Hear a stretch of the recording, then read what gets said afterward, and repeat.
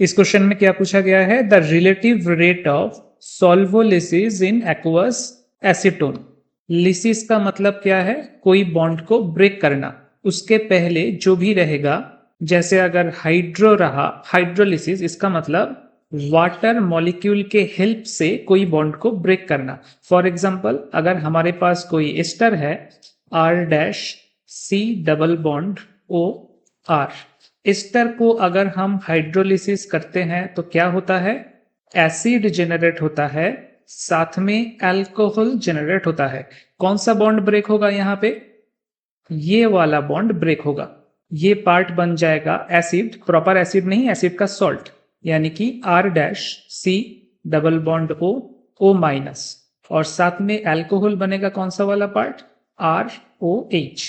और ये जो OH आया है that is from this H2O molecule, जिसके हेल्प से आप हाइड्रोलिसिस कर रहे हो।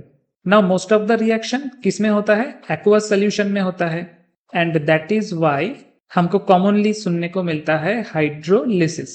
लेकिन अगर आपके पास दूसरा कोई सॉल्वेंट हो और वो सॉल्वेंट मॉलिक्यूल ही बॉन्ड को ब्रेक करे, यानी कि लाइसिस में मदद करे, तो फिर उस प्रोसेस को हम क्या बोलेंगे, सॉल्वोलिसिस। That is all.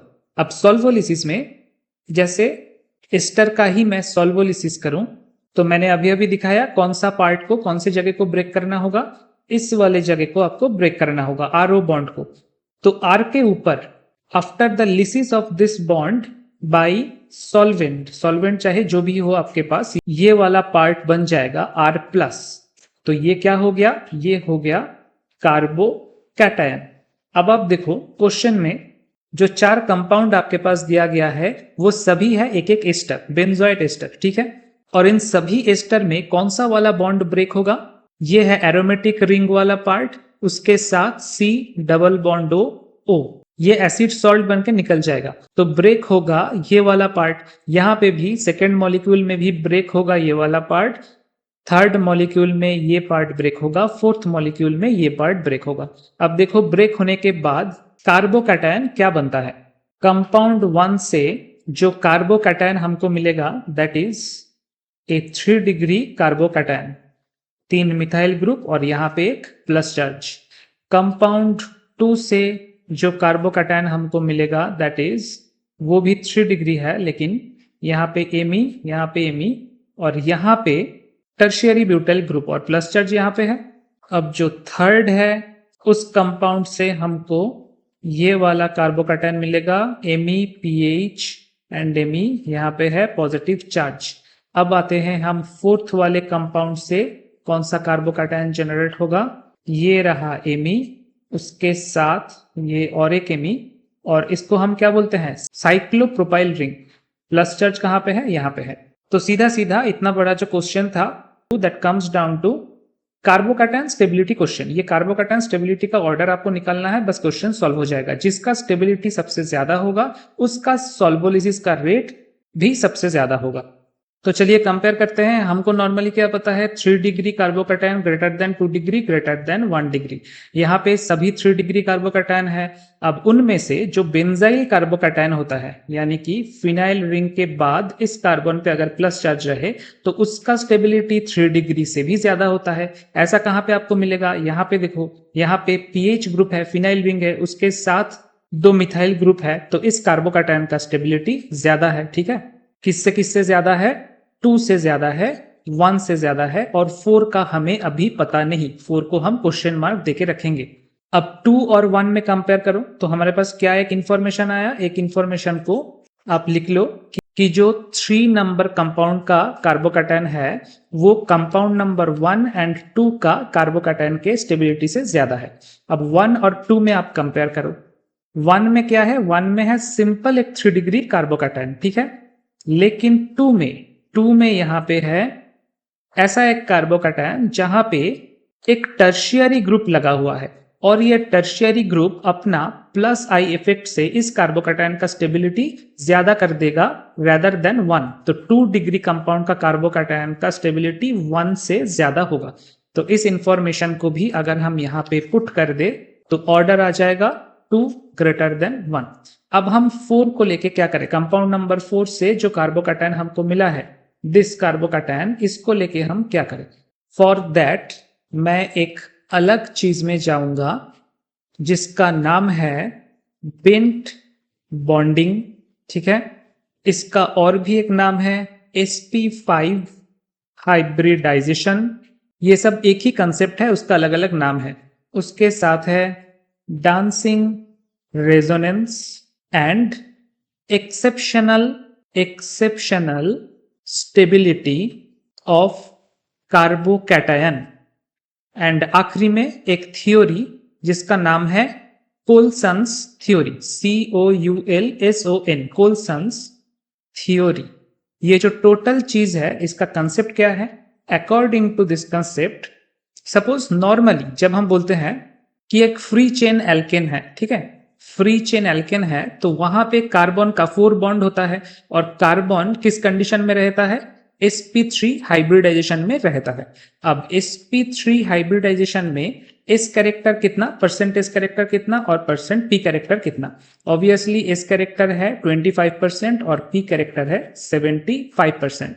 ये हम निकाल के रख रहे हैं, बाद में काम में आएगा। लेकिन अगर ये फ्री फॉर्म में एल्किन नहीं रहता और साइक्लोप्रोपाइल इस फॉर्म में रहता, तो आप बताओ यहां पे क्या है? बाकी भूलना मत कि दो दो करके हाइड्रोजन एटम भी लगा हुआ है। तो यहां पे इस कार्बन का हाइब्रिडाइजेशन कितना होगा? इस कार्बन का हाइब्रिडाइजेशन sp3 नहीं होगा। This is wrong, because sp3 hybridisation तभी पॉसिबल है जब कार्बन प्रॉपर टेट्राहेड्रल फॉर्म में रहता है। प्रॉपर टेट्राहेड्रल मतलब जहां पे बॉन्ड एंगल है 109.28 डिग्री, तब जाके आपका प्रॉपर sp3 हाइब्रिडाइजेशन होता है। बट अगर साइक्लोप्रोपाइल फॉर्म में रहे तो क्या होगा? साइक्लोप्रोपाइल फॉर्म में आप देखो, इसको आप एक ट्रायंगल मान सकते हो नॉर्मल। इस ट्रायंगल का हर एक बॉन्ड एंगल कितना होगा? हर एक बॉन्ड एंगल होगा 60 डिग्री, क्योंकि ट्रायंगल का टोटल 3 बॉन्ड एंगल 180 डिग्री होना चाहिए, तो ऑब्वियसली हर एक बॉन्ड एंगल 60 डिग्री होगा। But that is also not true. इसको हमने लीनियर माना है, लेकिन लीनियर नहीं होता है। यहां पे एक कार्बन है, यहां पे एक कार्बन है, यहां पे एक कार्बन है, और कार्बन कार्बन के बीच में बॉन्ड फॉर्मेशन कौन कर रहा है? Orbitals, hybrid orbitals. हाइब्रिडाइजेशन हमें अभी पता नहीं। तो हाइब्रिड ऑर्बिटल्स का शेप कैसा होता है? कुछ इस तरीके का होता है। इसका भी शेप कुछ इस तरीके का होगा। तो अगर आप शेप को ऐसे ड्रॉ करते हो, सभी शेप को, तो एक चीज आपको देखने को मिलेगा, रियलाइज करने को मिलेगा। दैट इज, आप जब सिर्फ स्ट्रेट लाइन दे रहे थे, उससे ये bond angle, actual inter orbital angle थोड़ा ज्यादा है। तो ये 60 डिग्री को हम क्या बोलेंगे? इस 60 डिग्री को हम बोलेंगे इंटर न्यूक्लियर एंगल। इसको हम बोलते हैं इंटर न्यूक्लियर एंगल। यानी कि कार्बन का न्यूक्लियस एक साथ अगर बॉन्ड फॉर्मेशन करता तो हमें proper 60 degree inter nuclear angle मिलता, ठीक है। बट बॉन्ड फॉर्म कौन करता है? ऑर्बिटल करता है। तो ऑर्बिटल का ये जो एंगल है that is greater than 60 degree. इस एंगल को हम क्या नाम देंगे? इस एंगल को नाम देंगे इंटर ऑर्बिटल एंगल या फिर IO एंगल। तो ये था आपका इंटर न्यूक्लियर एंगल यानी कि IN एंगल। इसका वैल्यू निकला था 60 डिग्री, और IO angle is greater than IN angle. अब कितना ग्रेटर है IO angle? Inter orbital angle inter nuclear angle से कितना ज्यादा है, वो वैल्यू हमें चाहिए। तब हमारे पास आता है Coulson's theory, COULSON, Coulson's theory. Coulson predicted that कि ऑर्बिटल ओवरलैप करता है एक दूसरे के साथ इन ए बेंड मैनर जब भी साइक्लोप्रोपाइल ग्रुप प्रिपेयर होता है। और ये जो बेंड मैनर ओवरलैपिंग होता है उसके लिए एक्स्ट्रा एंगल दोनों तरफ लगता है 21 डिग्री। तो 21 डिग्री आप अच्छे से एक बार देखो, ये था आपका 60 डिग्री। अब ऑर्बिटल ओवरलैप कर रहा है ऐसे, और यहां का मान लो ऐसे। अब मैं ब्लू कलर से दिखा रहा हूं कि ये जो एक्स्ट्रा बॉन्ड एंगल है ये है 21 डिग्री, और इस तरफ में भी जो एक्स्ट्रा बॉन्ड एंगल है ये है 21 डिग्री। तो टोटल कितना हो गया? 60 डिग्री बॉन्ड एंगल पहले ही था, प्लस 21 डिग्री प्लस 21 डिग्री, ये हो गया 102 डिग्री, 102 डिग्री। ये क्या है? This is your inter orbital angle, जो कि इंटर न्यूक्लियर एंगल से ज्यादा है। और कोल्सन के इस थ्योरी से ही टर्म आया था बेंट बॉन्डिंग, क्योंकि ऑर्बिटल साइक्लोप्रोपाइल ग्रुप में स्ट्रेट ओवरलैप नहीं होता, बेंट ओवरलैप होता है। अब कोल्सन का ही दूसरा थ्योरी क्या है कि आप कैसे डिटरमाइन करोगे हाइब्रिडाइजेशन, ठीक है, determine hybridisation from bond angle. ये बहुत इंपॉर्टेंट चीज है। इसके लिए कोल्सन ने जो फॉर्मूला दिया था that was 1 plus x cos alpha equals to 0। यहां पे x क्या है? x इज, सपोज हमें हाइब्रिडाइजेशन पता नहीं तो हम sp(x) बोलेंगे उसको। जैसे मैंने कहा था कि ये प्रॉपर sp3 हाइब्रिडाइजेशन नहीं हो रहा है क्योंकि बेंट बॉन्डिंग हो रहा है, तो sp3 नहीं है तो sp क्या है, हम एज्यूम कर लेंगे sp(x) है। तो वो x को हमने इक्वेशन में यहां पे प्लेस किया है। और इक्वेशन में क्या है? Alpha. What is alpha? Alpha is inter orbital angle. Inter orbital angle अभी अभी हमने बताया 102 डिग्री। अब इसको इक्वेशन में आप पुट कर दो। 1 प्लस एक्स अननोन है, cos 102 degree equals to 0। 1 plus next line में क्या होगा? 1 प्लस एक्स cos 102 डिग्री का वैल्यू है -0.2 इक्वल्स टू 0। तो इसको अगर आप सॉल्व करोगे तो नेक्स्ट लाइन में क्या आएगा? x will be equals to -1 by -0.2 equals to 5, exactly 5 आएगा। तो हमारा हाइब्रिडाइजेशन जिसको हमने प्रेडिक्ट किया था sp(x) अब क्या हो गया? It will be sp5। So this is sp5 hybridisation. ये हमको देखने को मिलता है साइक्लोप्रोपाइल, अगर कोई रिंग रहे हाइड्रोकार्बन रिंग, उसमें हमें ये देखने को मिलता है।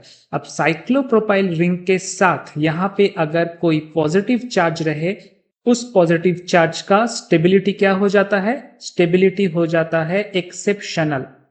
Exceptional stability. क्यों एक्सेप्शनल स्टेबिलिटी हो जाता है? कार्बोकैटायन को स्टेबल कौन करता है? कार्बोकैटायन को स्टेबल करता है इलेक्ट्रॉन फ्लो। जैसे नॉर्मल 3 डिग्री कार्बोकैटायन भी स्टेबल किस लिए होता है? क्योंकि तीनों मिथाइल ग्रुप का जो प्लस आई इफेक्ट है, वो प्लस आई इफेक्ट इस प्लस चार्ज को स्टेबल करता है। और प्लस आई इफेक्ट मतलब क्या है? Electron flow. इलेक्ट्रॉन फ्लो मतलब इलेक्ट्रॉन डोनेशन। अब इलेक्ट्रॉन डोनेशन कैपेसिटी किसके ऊपर डिपेंड करता है? आपको पता होगा percentage s character is equivalent to electronegative character.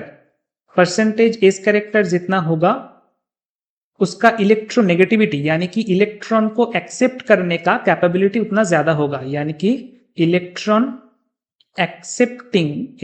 Accepting capability. ये बहुत इंपॉर्टेंट है, ये आप रखना ध्यान में कि percentage s character is equivalent two electron accepting capability, और इसका ठीक उल्टा रिवर्स कि percent P character is equivalent two electron donating capability. और जितना वो डोनेट कर पाएगा उतना ही कार्बोकैटायन ज्यादा स्टेबल होगा। अब हम इस कैरेक्टर को या और पी कैरेक्टर को कंपेयर करेंगे किसके साथ? sp3 और sp5। sp3 के केस में परसेंट एस कैरेक्टर अभी हमने बताया था 25%, और परसेंट पी कैरेक्टर कितना? ऑब्वियसली 75%। तो sp5 के केस में कितना होगा? हम कैसे निकालते हैं? टोटल 100 डिवाइडेड बाई 6, ये आ गया आपका 16.67%।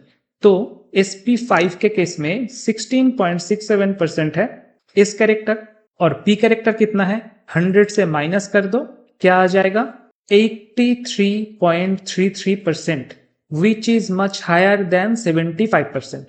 तो sp5 के केस में electron donation capacity is much higher than normal sp3 hybridised orbital.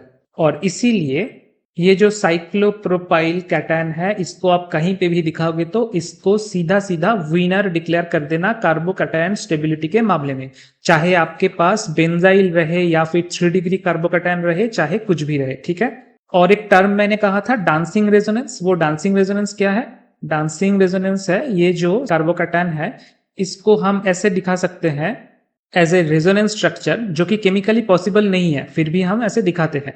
और इसी को हम बोलते हैं डांसिंग रेजोनेंस। तो अब सीधा सीधा हम क्वेश्चन का आंसर देंगे। हमारे पास 4 कैटायन था, उसमें से एक लिस्ट हमने निकाल लिया था 3 ग्रेटर देन 2 ग्रेटर देन 1। बाकी था क्या 4 मतलब क्वेश्चन की तरफ आप देखो, ये जो कंपाउंड है इसमें से जो हमारा कार्बोकैटायन निकला था उसी को लेके हम इतने देर तक डिस्कस किए। This is our most stable carbocation. तो ऐसा कौन सा ऑप्शन में है? एक ही ऑप्शन है, आपको एक ही ऑप्शन देखने को मिलेगा, option A 4 greater than 3 greater than 2 greater than 1। ये होगा आपका कार्बोकैटायन स्टेबिलिटी का order and obviously that is solvolysis कितने आसानी से होगा उसका भी ऑर्डर।